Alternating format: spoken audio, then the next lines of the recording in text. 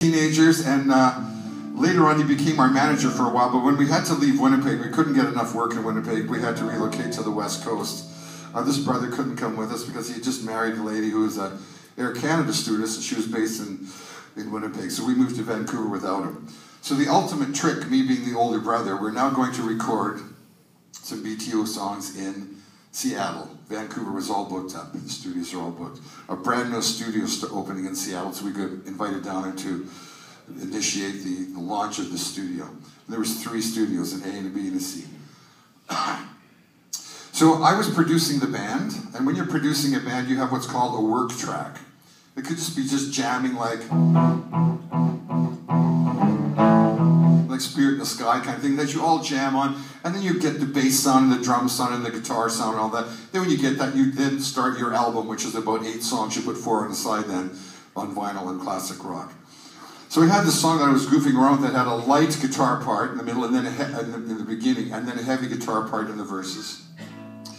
And I thought, as an ultimate tease to my brother, the ultimate na na na na na, I'm going to stutter over this work track. So I hadn't really written the song, I just stuttered over this song and did some very bad impersonations of the way he actually spoke, the way he actually stuttered. It's a bad Van Morrison impressions in there as well. The guitar wasn't even in tune yet. We just plugged in. We're trying to get a sound in the studio. We're really rushed. We had 1 week to cut an album. We used to cut an album in a week.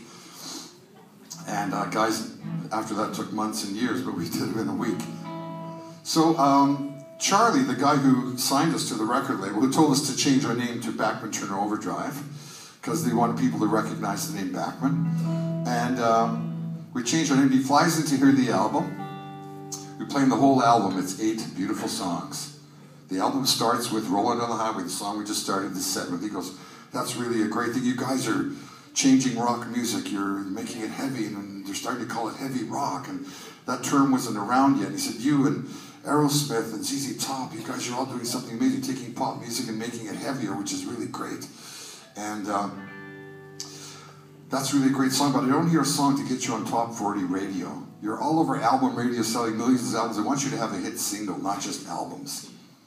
And I said, "Charlie, that's it. We've been on the road 90 days. We got 10 days off, 7 in the studio, 3 to visit the family, the wives and kids, and then another 90-day tour. We're working our heads off."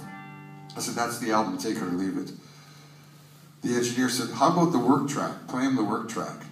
And I said, "Forget about it. It's a write-off." And Charlie said, "What, there's another track? Let me hear it." We played him the work track. He jumped out of his chair. He said, "That's a hit record." I said, "You got to be kidding." He said, "No, believe me, that's what I call a career record." I said, "What does that mean?" "Will it end my career?" That's what I thought. He said, "No, this will make your career. You'll be doing this song every day for the rest of your life. Put it on the album." I said, "How can I? The album's balanced, it's sequenced, there's 4 songs on the side." He said, "I'll tell you what, I'll help you. Let's take the 4 shortest songs, put them on one side, and let's add this work track on the..." That's the first BTO album that had a 9th song. There's 5 on the B side.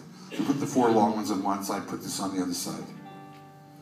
I said, "Charlie, I think you're making a big mistake." He said, "No, believe me, I discovered Tennessee Waltz for Patti Page, Hey Baby for Bruce Chanel, Maggie May for Rod Stewart." He named a couple of other albums. I thought, well, I'll give this guy his due. I mean, Maggie May was a big hit. Rod Stewart was a friend of mine, going nowhere until Charlie picked Maggie May to put on the B side out of the blue, and that became Rod Stewart's career song. So I said to Charlie, "Okay, we'll put out the album this way." And he called me and said, "We're releasing it as a single." And I said, "That is a big mistake. When I hear this on the radio, I'm so embarrassed that I turn off the radio." And he said, "People love it. It's charming. There's nothing else like it." And I said, "Exactly." He put that out. It went to number 1 in 22 countries. It sold millions of copies and became a career song.